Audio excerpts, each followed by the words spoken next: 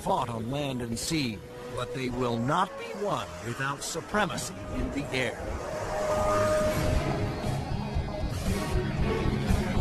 Enter the incredible world of 21st century combat.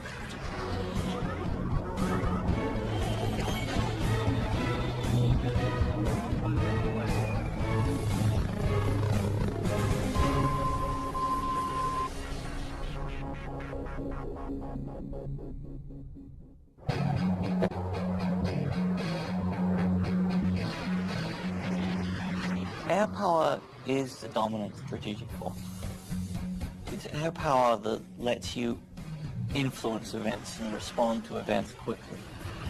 It's air power that lets you fight a war without putting hundreds of thousands of people on the ground.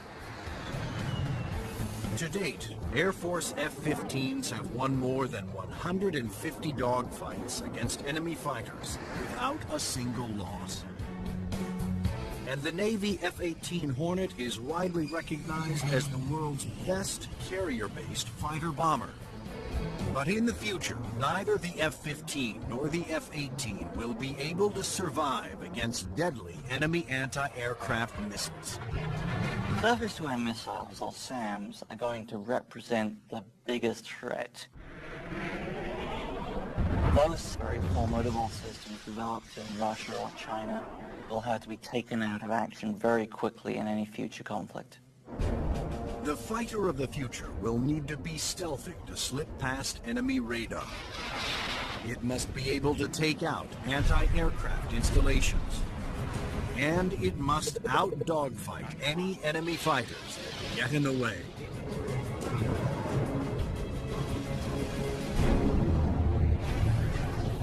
That future fighter is already here. The F-22 Raptor.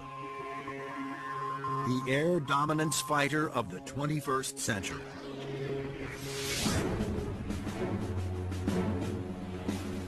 Developed by Lockheed Martin, this advanced tactical fighter has been designed to be the first plane to cross enemy lines, clearing the way for all other forces.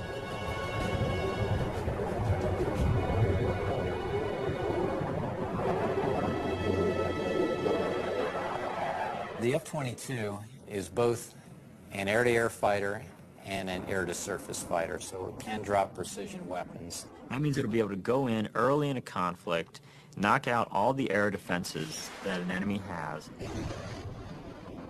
and also take out certain ground targets. And open the door for all the U.S. forces, whether they're ground vehicles or other aircraft, to come in and continue the fight. The development of the F-22 Raptor first began in 1985, when the Air Force requested proposals for an advanced tactical fighter jet to replace the F-15 air superiority fighter. Military planners feared that the F-15 would not be able to counter new air and ground threats on the horizon. The result was the creation of the F-22. The capability of the aircraft is a quantum leap above what exists right now, and it's going to take air power and revolutionize it into a whole new world. In the battles of the future, stealth will be critical for all new fighters to avoid being seen by enemy radar. Non-stealthy aircraft just will not survive in the air battles of tomorrow.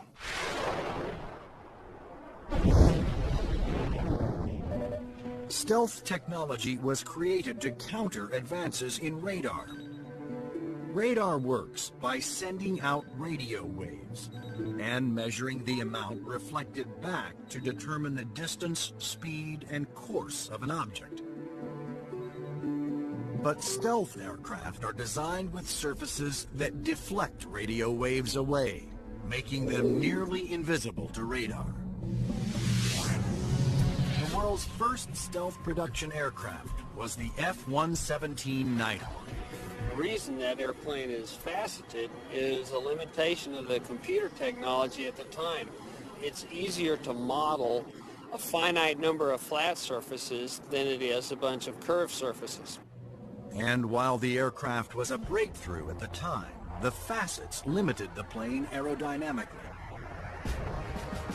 But now, thanks to more powerful computers, engineers can design aircraft that do not have to sacrifice aerodynamics for stealth.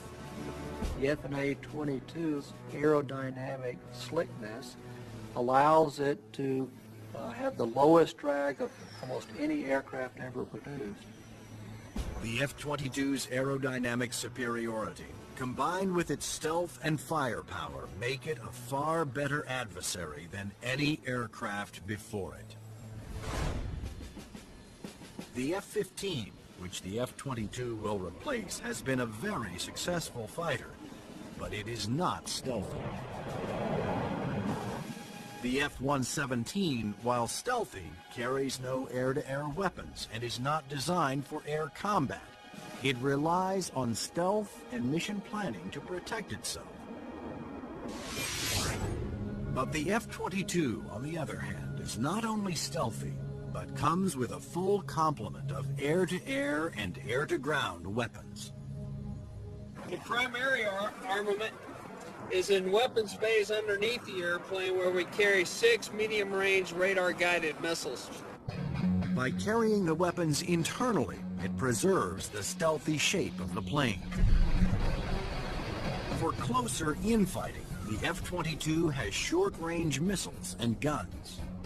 Behind these two doors right here is the side weapons bay. This is where we carry heat-seeking missiles.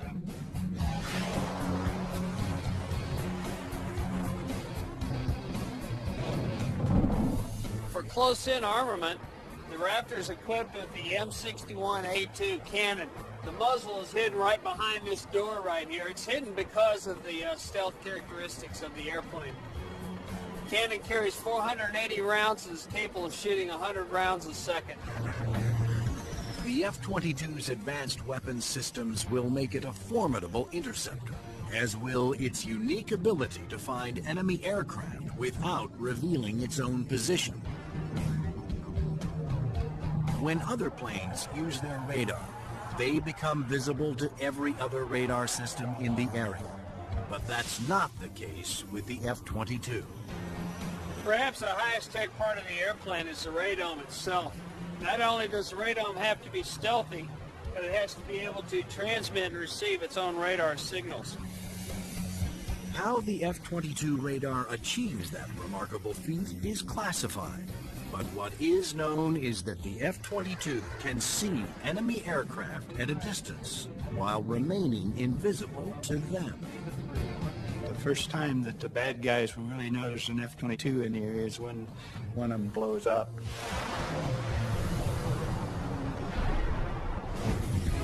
Along with its advanced radar system, the F-22 is the first fighter to have supercruise, the ability to travel faster than the speed of sound without using its afterburners. A jet's afterburners boost speed by pouring fuel directly into the hot blast of the engines, adding fiery extra thrust. But afterburners are also wasteful, consuming enormous amounts of fuel, dramatically affecting the range and duration of a plane's mission. But the F-22 doesn't have that problem. Without using afterburners, it can supercruise at an incredible 1.5 times the speed of sound, over 1,000 miles per hour. This is all about our pilots being able to go fast, minimize the amount of time they are exposed to any threat, do the mission that we've sent them to do, turn around and come home safely. The F-22 is presently the only fighter in the world with supercruise, but it wouldn't be possible without a very unique set of engines. The goals for Pratt & Whitney were to provide a transformational engine that the Air Force needed, one that was stealthy, maintainable, and fast.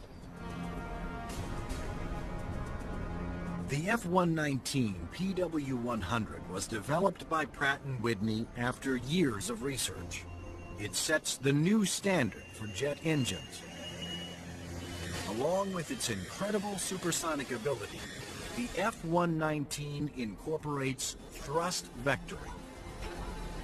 Here we are at the rear end of an F-A-22 Raptor. First thing you'll notice are the nozzles for the F-119 engines. In flight, during a maneuvering dogfight, they actually move up and down and vector the thrust of the engine to provide maneuverability. It helps us turn inside any foe, maneuver at low or high speeds to outmaneuver another airplane or potentially an enemy weapon that's headed towards us. The F-22's stealth, supercruise, and vector thrusting are impressive breakthroughs, but its most outstanding feature may be its ability to nearly fly itself through advanced computerized controls. It relieves the pilot of all the duties, gives the pilot total freedom to just look out engaged in the combat scenario. In addition to monitoring its own performance, the F-22 constantly gathers data on other aircraft in the combat area and presents the most important information to the pilot. We're going to have information passed to us from either unmanned vehicles or from off-board sensors so that we can integrate data and use that information for targeting. And it's the way that we are driving our forces in warfare. We are much more integrated with both other services and with other platforms, and the F-22 fits right into that concept. The F-22 Raptor's total package of avionics, stealth, supercruise, and thrust vectoring make it the most technologically advanced fighter today. I've never been in an airplane that accelerates as fast, that's as agile, the ability to turn very sharply, and just brings a great combination of the speed, the stealth, and the avionics to the fight that nobody else is going to be able to touch. But there will be future competitors, like the Russian Sukhoi 37, which features thrust vectoring and a radical forward swept-wing design. And the fifth-generation MiG, the 1.22, which some have nicknamed the F-22ski. The Russians are still very active aircraft developers. They've got a variety of technologies that they're continuing to improve upon and that can be made available to our future enemies. And so that's why we have to stay on top of the technology that we are developing and make sure that it is able to take out anything that other countries develop. When you look at the adoption by China of the Su-27 and the fact that it'll probably be modernized and improved, that brings up the need for more advanced fighter aircraft in the U.S. And that's one of the main reasons, I think, why the Air Force is so insistent on the need to have the F-22. In addition to Russia, other U.S. allies are producing advanced interceptors for export that are superior to the F-15, such as Sweden's JAS-39 Gripen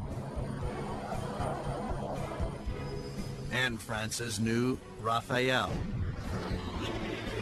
Germany, Italy, and the UK have joined forces to create a Eurofighter, the Typhoon. If these planes fall into unfriendly hands, the U.S. Air Force will need the F-22 to maintain their advantage. We're always going to go into war wanting to have that air dominance, and the F-22 is going to be the big boy on the block that can help us to do that. In future combat, the F-22 is to be joined by another stealthy aircraft, the F-35 Joint Strike Fighter, the ground attack bomber of the future. Designed for the U.S. Air Force, Navy, Marines, and Britain's Royal Navy, the question is, will it work for every user?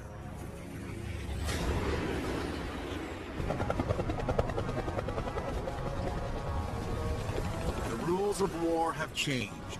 brute force has given way to high tech, and conventional weapons of the past will no longer be effective. In future battles, the F-22 will be the first fighter to cross enemy lines, surgically removing air and ground targets. Next in, the F-35 Joint Strike Fighter, the attack bomber of the future. It will assume the air-to-ground attack role for the U.S. military. The F-35 can carry heavy weapons externally for maximum effect. But when a smaller payload is carried internally, it is nearly as stealthy as the vaunted F-117 Nighthawk. It has a significant amount of stealth capability to allow it to be used early on in a campaign, and it has a significant amount of weapons carrying and payload capability to be used at the later stages of the campaign. The threat to the airplanes may not be as significant and require the stealth. The development of the F-35 was driven by the Armed Forces' desire to save costs by creating a ground attack bomber that would meet the needs of the Air Force, Navy, Marines, and Britain's Royal Navy. Airplanes are becoming very expensive these days, and we had to do something to get the cost of these airplanes back down to a reasonable level. The F-35 is expected to cost about $40 million, one-third the cost of an F-22 Raptor. But could one basic airframe be designed to satisfy so many different military demands? Each armed service wanted a stealthy ground attack bomber, but the Marines also needed a plane with short takeoff and vertical landing capability. The U.S. Navy required a craft with larger wings, heavy-duty landing gear, and an arresting hook for carrier landings. And the wings would have to fold up to save deck space. The size and scope of the JSF program is pretty significant. The airplane is being designed to replace the F-16 and the A-10 for the Air Force, the AV-8B for the Marine Corps, and the FA-18 for the Navy. Unlike the twin-engine F-22 Raptor, the F-35 Joint Strike Fighter was designed around a single engine to keep down not only costs, but weight. A lighter plane can carry more weapons. For the Joint Strike Fighter, one of the keys of its mission is the ability to handle a large amount of ordnance and bring it to an enemy site. That all works better with a single engine.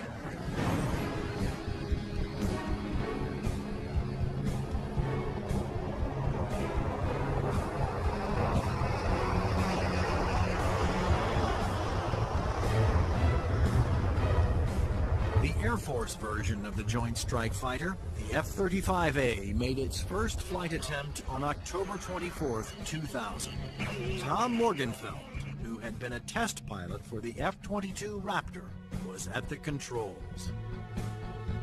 Well, a million things are going through your mind. Your eyes are everywhere, you're listening, you're watching.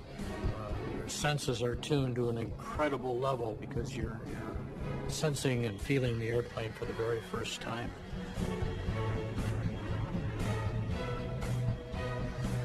It flies wonderfully. It's definitely a pilot's airplane. The Air Force testing went smoothly. Next, a Navy version was built with heavy-duty landing gear and wider wings for the slow speeds needed to land on carriers. Navy test pilots flew touch-and-goes, demonstrating the F-35's ability to land within the space of a carrier's flight deck. But the most difficult challenge still lay ahead for the F-35 program. The Marine Corps needed a version that could perform short takeoffs and vertical landings, STOVL for short. The STOVL capability is extremely important to the Marine Corps because the airplane can go just about anywhere that the rest of the forces can go. It's not limited to needing a large runway. It doesn't need a really big ship to operate off of. Engineers at Lockheed Martin, the designers of the F-35 Joint Strike Fighter, took a hard look at the AV-8B Harrier, the STOVL fighter that the new aircraft would have to improve upon. The Harrier is a great airplane if you look at the fact that it's basically 1960s technology. It's achieving all those wondrous STOVL flight sort of maneuvers without the aid of a lot of computers. The Harrier's ability to take off, hover, and land vertically is achieved by vector thrust. The powerful force of its jet engine is directed downwards through 4 nozzles that can pivot 90 degrees. I was brought in because I am a Harrier pilot with almost 1,600 hours in that airplane. So all of the lessons learned I have from the Harrier airframe and operational experience I have, I was able to bring to the program and use those to help evaluate the X-35 STOVL version. For hovering, engineers gambled on a radical new system. They planned to supplement the vectored thrust method by harnessing the jet engine to a drive shaft that would power a fan to blast air downward. In 1991, we unveiled this shaft-driven lift fan system to the technical world. Some actually said, "You gotta be kidding me. Are you guys serious?" The lift fan required doors to open behind the pilot on the top and bottom of the plane to draw in more air. The fan would blast air down mid-ship, while the jet nozzle in back swiveled, blowing its powerful exhaust down to create a balanced lift force. The shaft-driven lift fan system allows you to harness a lot more energy out of what the engine is producing. But harnessing a jet engine to a drive shaft proved to be extremely difficult. The mechanical energy we were dealing with in the shaft-driven lift fan system was very large. We had 28,000 horsepower being transmitted from the drive shaft from the main engine to the lift fan. And that's similar to the power going through a U.S. naval destroyer. The lift fan's ability to blend large amounts of cool air with the hot jet exhaust provided another important benefit. One of the things we learned in JSF was to combine the jet exhaust to get a lower combined temperature than the Harrier. This allowed us to avoid some of the problems with concrete where the concrete would actually burst and explode under the high temperature and high jet exhaust for the Harrier.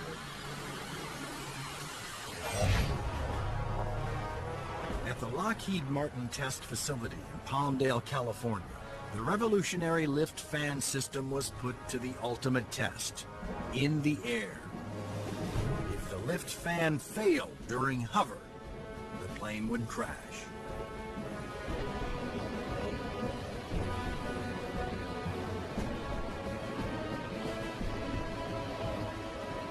It made its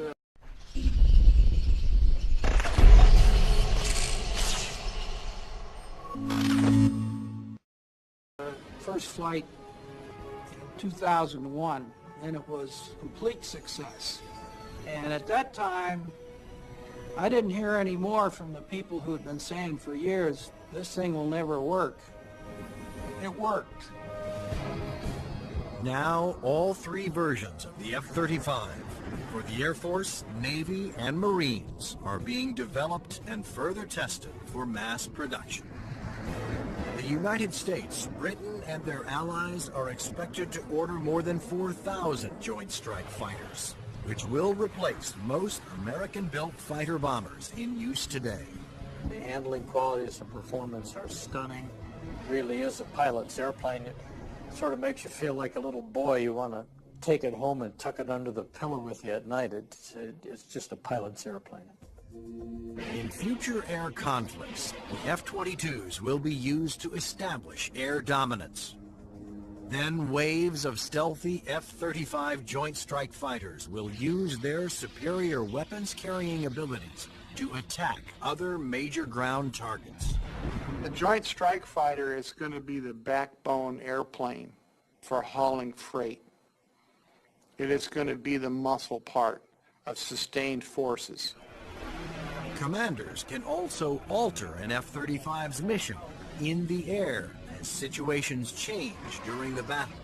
There are a variety of ways for the F-35 to bring in information from external platforms, other airplanes flying around the battlefield, satellite-based assets, ground-based assets. All that information can be presented to the pilot in the cockpit and allow him to be more of a tactician and manage the tactics of the game that day instead of worrying about the nuances of flying the airplane.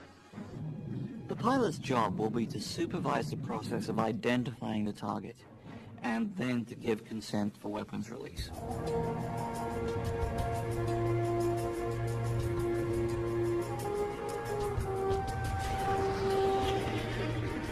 The Joint Strike Fighter will be able to carry a wide range of weapons, to include the heavier weapons such as the 2,000-pound bunker busters and 2,000-pound blast weapons. The Joint Strike Fighter's 1-ton bunker busters and blast bombs will be guided to their targets with pinpoint precision by JDAM tail kits. The Joint Direct Attack Munition, or JDAM, is a kit that can be put on any bomb to give it the brains to know where to go, and the movable tail fins to guide it there. JDAM is a guidance kit that came after Desert Storm. This little round piece on the side there is an inertial navigation clock. Now this clock, instead of measuring seconds, measures feet. If you take the unit and you tell it where it is right now electronically, and then you move it back a foot or you move it up a foot, it measures every centimeter and every distance.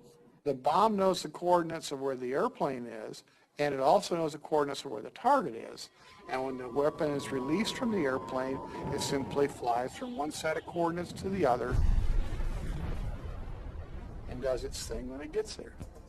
Because a JDAM is directed by GPS, or Global Positioning Satellites, it can hit targets regardless of visibility. The way we use it is by employing it against targets that we cannot normally see visually, whether it is due to weather, smoke, haze, or just some sort of other thing that's obscuring the target.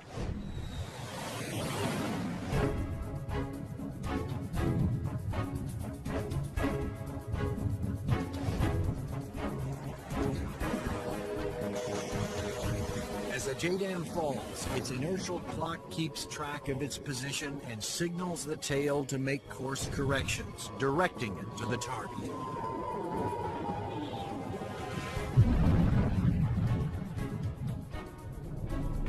The accuracy of new weapons like JDAMs will reduce collateral damage. It also makes the F-35 an even more formidable weapons system. The new weapons such as JDAM really reduce the need for the number of sorties, and that reduces our risk because we're not exposed to enemy threats as often. The F-35's combination of advanced weapons, avionics, and stealth will help it ensure its success over the battlefields of the future.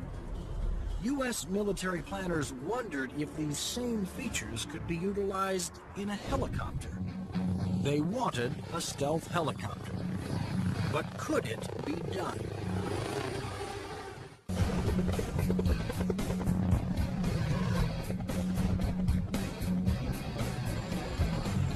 Over the last 50 years, helicopters have evolved from slow-moving multi-purpose support vehicles to fast-moving frontline attack ships. But in the high-tech wars of the future, speed alone is not enough. Information is the key. There's three elements that are critical to warfare.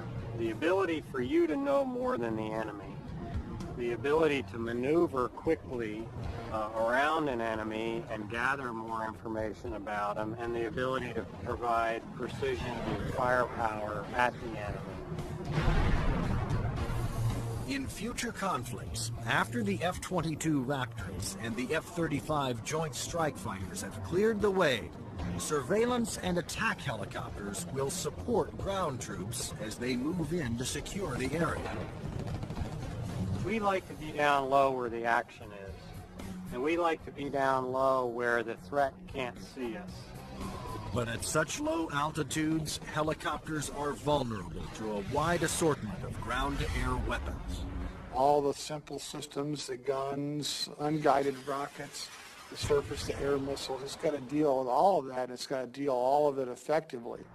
The Pentagon has responded with a two-pronged strategy to counter this threat. Inexpensive, expendable unmanned helicopters and stealthy manned helicopters. Unmanned helicopters will be primarily used for surveillance and for gathering targeting information. Fire Scout, designed by Northrop Grumman, was specifically developed to take off and land on Navy ships. However, the key to creating a successful manned helicopter for future combat is to make it stealthy like the F-22. But the question is, can it be done? Achieving stealth in a helicopter is different from stealth in a fixed-wing aircraft. You're concerned about different signatures, radar reflectivity, infrared, noise, all things that will give away an aircraft's position. Those signatures, like heat, smoke, and sound, put helicopters and their pilots at serious risk over the battlefield. All the small shoulder-fired missiles, which are very effective against helicopters, are heat-seeking infrared systems. The challenge for engineers was to create a quiet helicopter with very few signatures and a small radar cross-section.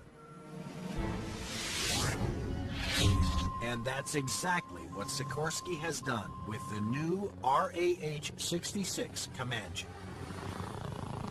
In the Comanche, with all the stealth capabilities, we can defeat the radar threat. We can defeat the guy with the shoulder-launched heat-seeking missile. And from the guy popping up in the tree, our agility defeats him. Our small size, our quiet acoustic signature defeats him. Often the first thing you hear from a helicopter is the sound of the wake from the main rotor hitting the wake from the tail rotor.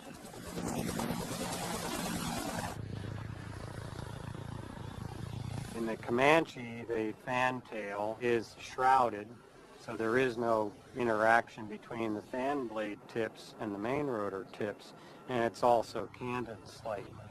And those all contribute to reducing the acoustic signature. Engineers also experimented with the main rotor to find a quieter design. If you look at a Comanche, it's got a 5-blade rotor, and what that does is it cuts down the normal chop, chop, chop sound from a helicopter into a more discreet whir that kind of blends into the background. Reducing the heat signature of a helicopter is also essential to making it more survivable. When you look at a Comanche, the first thing you ask yourself is, where's the exhaust? Where does all this hot air get out of the engine? The Comanche's exhaust actually escapes through the tail boom, where it is instantly dispersed by cool air from the rotor. That missile has to have something to home in on, and that's a heat signature.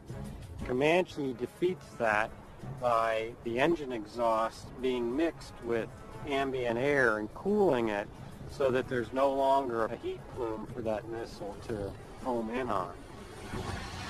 To defeat radar, the Comanche utilized the stealth secrets first developed for the F-117 Nighthawk. There are no radar-reflecting right angles on its outer fuselage, and all weapons are carried internally to help keep its stealthy shape. What's interesting about the helicopter, some of the things that achieve stealth actually make the helicopter better. Things like the retractable landing gear and the retractable weapons bays. That also makes it sleeker and faster. So once you've bought into the stealth part of it, you get other superior attributes. The main role of the Comanche is to give commanders an overview of the battlefield by providing up-to-the-minute information. Comanche is going to be basically their flying cavalryman. It's going to dart in and out, slash and cut, be a reconnaissance vehicle. As Comanche's two pilots gather data, their computer shares that data with other Allied forces. When the Comanche finds the enemy, he's going to kind of direct like a quarterback to apply the firepower to defeat that enemy.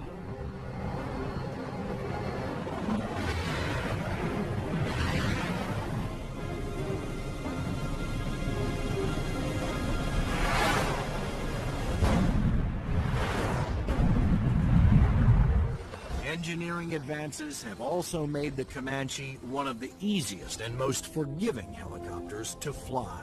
One thing that Comanche brings that other previous generation helicopters can't bring to the table is the pilot can maneuver the Comanche in virtually any axis without fear of exceeding any limits.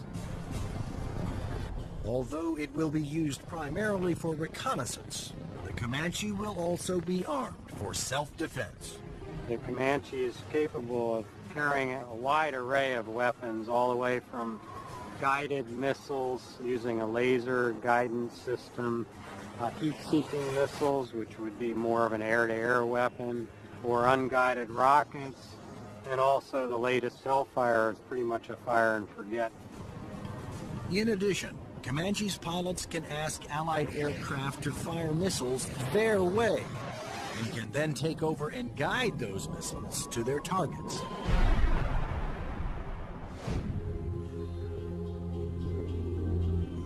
If the Comanche is hit, its computer system can often fix itself by reassigning vital functions to undamaged computer cards. This is where the computer brain of the Comanche is.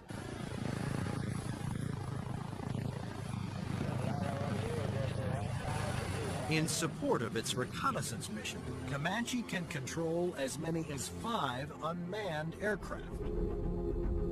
When the Comanche may be employed, it may have little vehicles that it launches out, so it has its own little eyes over the hill so it can see what's going on without putting itself at risk. In addition to launching its own unmanned air vehicles, Comanches may be aided on the battlefield by swarms of LOCAS, small intelligent missiles with their own computer brains.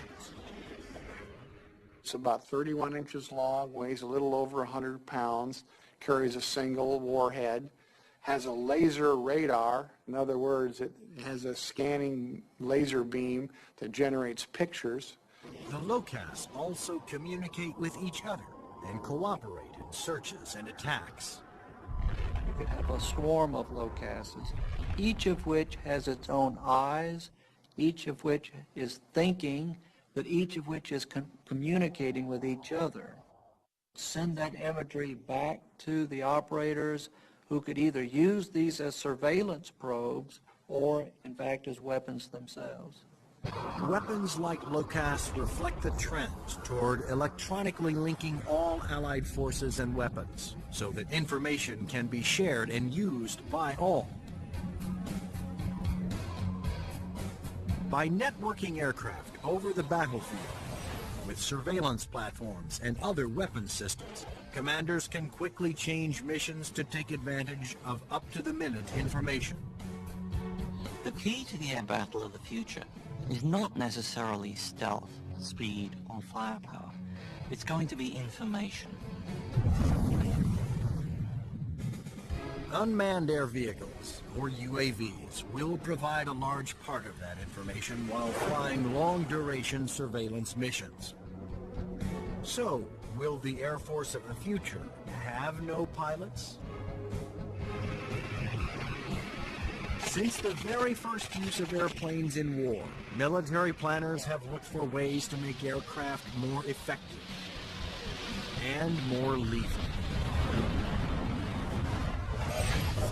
Once so secret their very existence was denied by the government, unmanned air combat vehicles, or UCAVs, are now poised to take the preeminent role in 21st century air combat.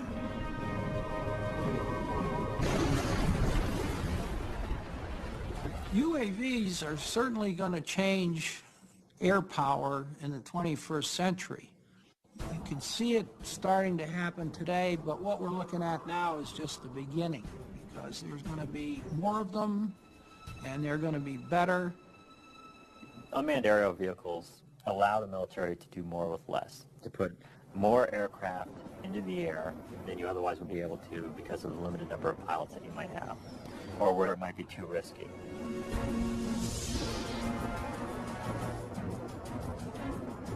In the future, aircraft that have no pilots on board will carry out the most dangerous combat missions. Today, unmanned air vehicles, or UAVs, are already taking over the role of long-duration surveillance. UAVs don't have mothers. You lose a UAV in combat and nobody bats an eyelid. One of the earliest surveillance UAVs was the Predator. It was developed in the early 1990s. When you look at Predator, basically they start off as being long-endurance systems that can really persist over the battlefield. In Afghanistan, Predators provided critical real-time intelligence. And it was there that a Predator made an amazing transformation from surveillance to armed aerial attack. Fired a Hellfire missile. An Al-Qaeda convoy destroyed one of the vehicles in there. And at that point, it crossed the line from an unmanned aerial vehicle into an unmanned combat aerial vehicle. Today, the new Predator B can carry up to 10 Hellfire missiles. Of course, its primary mission is still what the military refers to as ISR, or Information, Surveillance, and Reconnaissance. It's basically a poor man's satellite. I mean, you can bring it in and let it dwell in an area.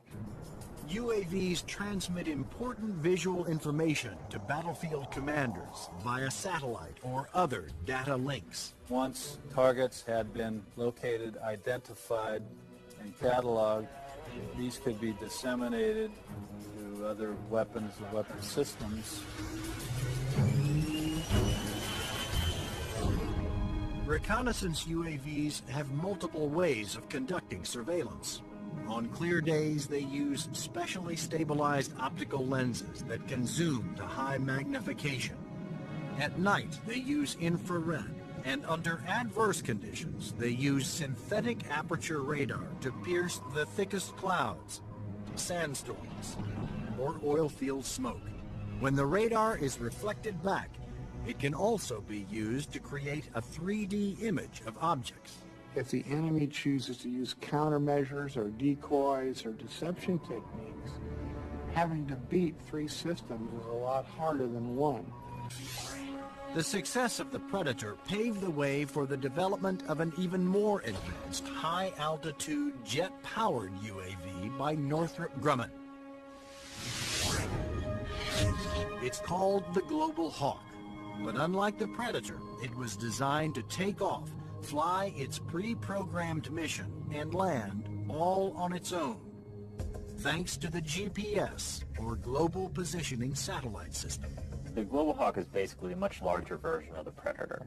It has higher altitude capabilities, increased payload. It can carry a lot more sensors, a lot more communication devices, and it can loiter over a battlefield for up to 35 hours. The Global Hawk can stay aloft for a day or more, providing constant near real-time video surveillance over an area the size of Illinois. Predator and Global Hawk give us an up-close view, which is something you can't get from a national asset, which would be a satellite type of thing. Though still in development, the Global Hawk had a dramatic impact during Operation Iraqi Freedom. A single prototype provided information to Allied forces on 55% of all time-sensitive targets, including mobile Scud missile launchers.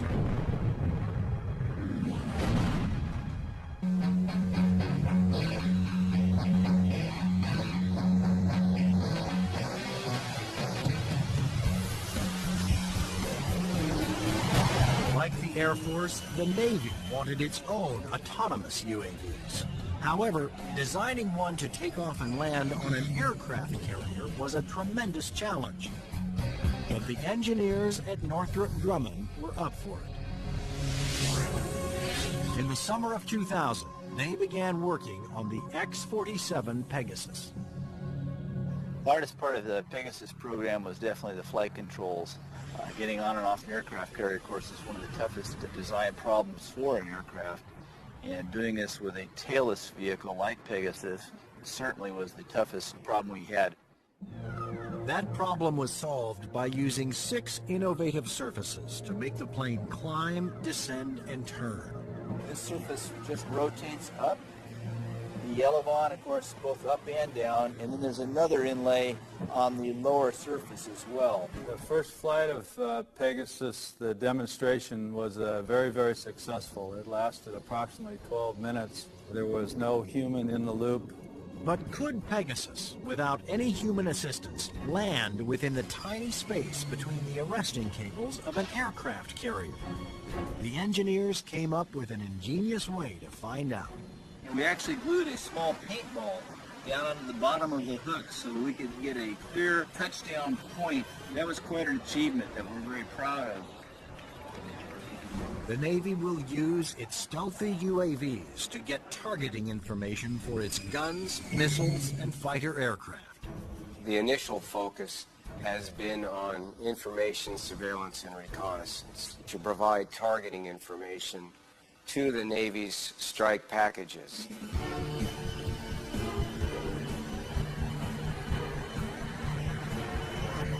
But many future UAVs, such as Boeing's X-45 unmanned bomber, will be heavily armed. Although flying pre-programmed missions, armed UAVs will still need human permission to fire. It has to know where friendly forces are on the ground, where civilians might be, where collateral damage, i.e. hitting a church or a mosque, might be an issue. So there is an element that we always retain where a human in the loop is important. You can have a weapon that's doing its own surveillance and has its own ability to engage a target. And that gives you a level of dominance that we're just emerging on right now. In the not-so-distant future, there will be even more radical aircraft and airborne weapons systems. Everything from electromagnetic pulse weapons to powerful airborne lasers to hypersonic aircraft that can fly to anywhere in the world in 2 hours or less. But how soon will these high-tech secrets become a reality?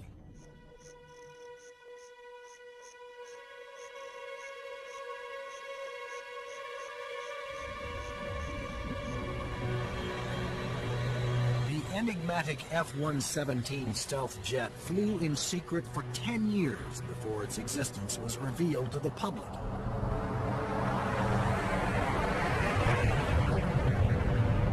Some of the unclassified projects that are acknowledged by the Pentagon seem more like science fiction than reality.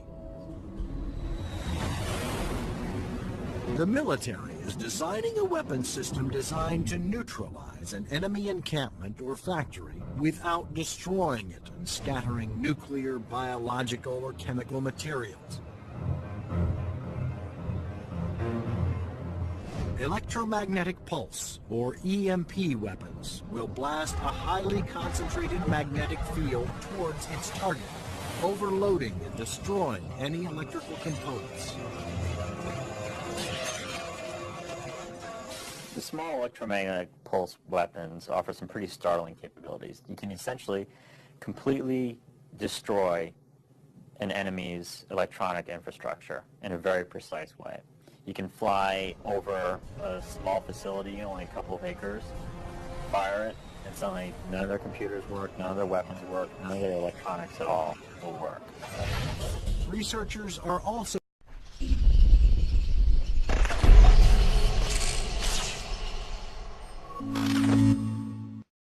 fought on land and sea, but they will not be won without supremacy in the air.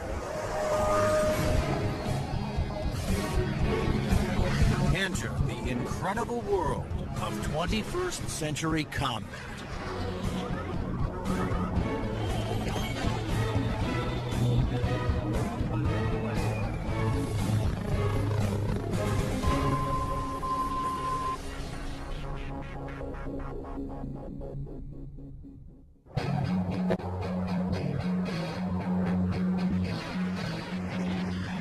Air power is the dominant strategic force. It's air power that lets you influence events and respond to events quickly. It's air power that lets you fight a war without putting hundreds of thousands of people on the ground. To date, Air Force F-15s have won more than 150 dogfights against enemy fighters without a single loss. And the Navy F-18 Hornet is widely recognized as the world's best carrier-based fighter bomber. But in the future, neither the F-15 nor the F-18 will be able to survive against deadly enemy anti-aircraft missiles. Surface-to-air missiles, or SAMs, are going to represent the biggest threat. Those very formidable systems developed in Russia or China will have to be taken out of action very quickly in any future conflict. The fighter of the future will need to be stealthy to slip past enemy radar. It must be able to take out anti-aircraft installations. And it must out-dogfight any enemy fighters that get in the way. All new fighters to avoid being seen by enemy radar. Non-stealthy aircraft just will not survive in the air battles of tomorrow.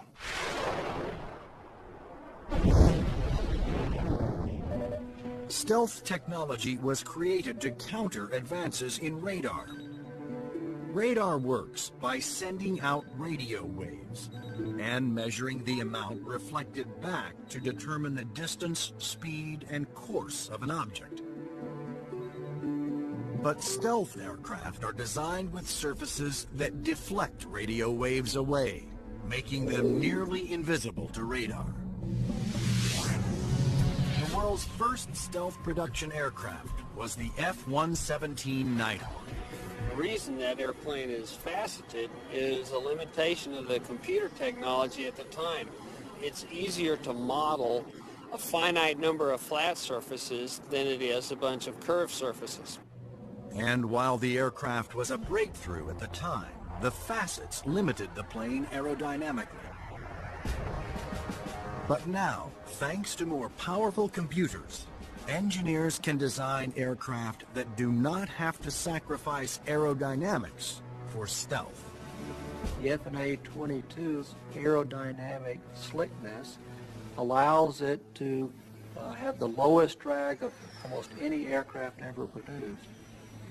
The F-22's aerodynamic superiority, combined with its stealth and firepower, make it a far better adversary than any aircraft before it. The F-15, which the F-22 will replace, has been a very successful fighter, but it is not stealthy. The F-117, while stealthy, carries no air-to-air weapons and is not designed for air combat. It relies on stealth and mission planning to protect itself.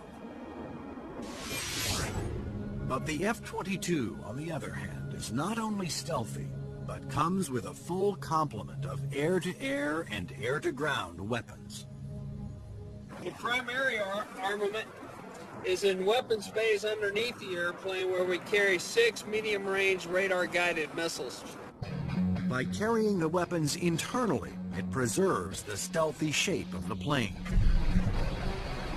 For closer infighting, the F-22 has short-range missiles and guns.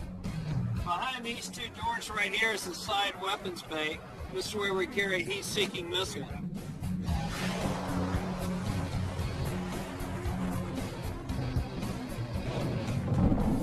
For close-in armament, the Raptor is equipped with the M61A2 cannon. The muzzle is hidden right behind this door right here. It's hidden because of the stealth characteristics of the airplane. The cannon carries 480 rounds and is capable of shooting 100 rounds a second. The F-22's advanced weapons systems will make it a formidable interceptor, as will its unique ability to find enemy aircraft without revealing its own position. When other planes use their radar, they become visible to every other radar system in the area. But that's not the case with the F-22. Perhaps the highest tech part of the airplane is the radome itself. Not only does the radome have to be stealthy, but it has to be able to transmit and receive its own radar signals.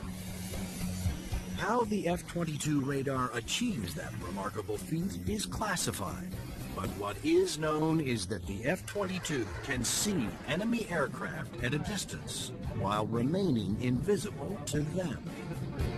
The first time that the bad guys will really know there's an F-22 in the area is when one of them blows up.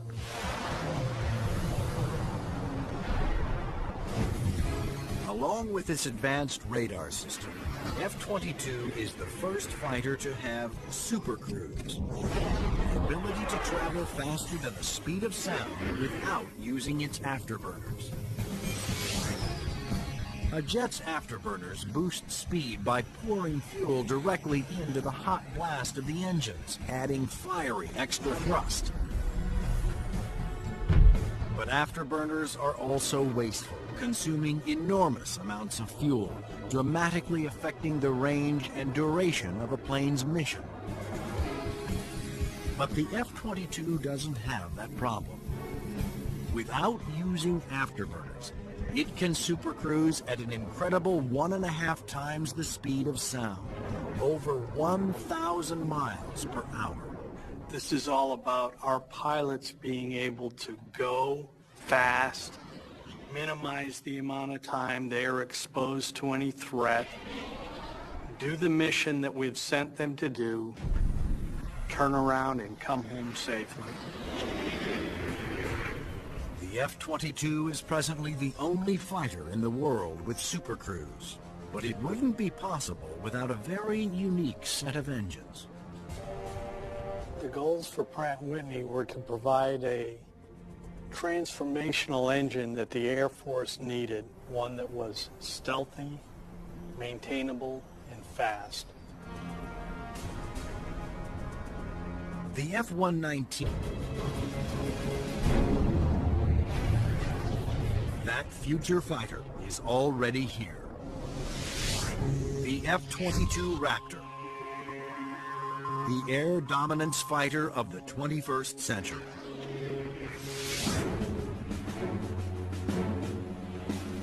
Developed by Lockheed Martin, this advanced tactical fighter has been designed to be the first plane to cross enemy lines, clearing the way for all other forces.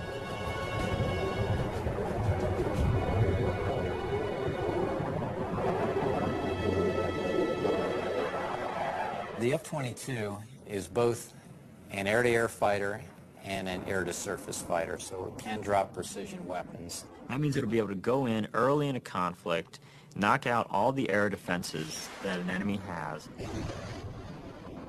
and also take out certain ground targets.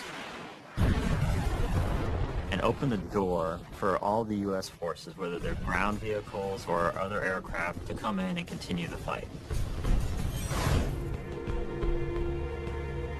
The development of the F-22 Raptor first began in 1985, when the Air Force requested proposals for an advanced tactical fighter jet to replace the F-15 air superiority fighter.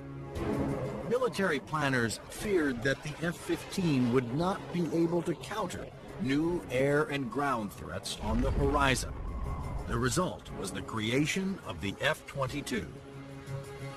The capability of the aircraft is a quantum leap above what exists right now, and it's going to take air power and revolutionize it into a whole new world.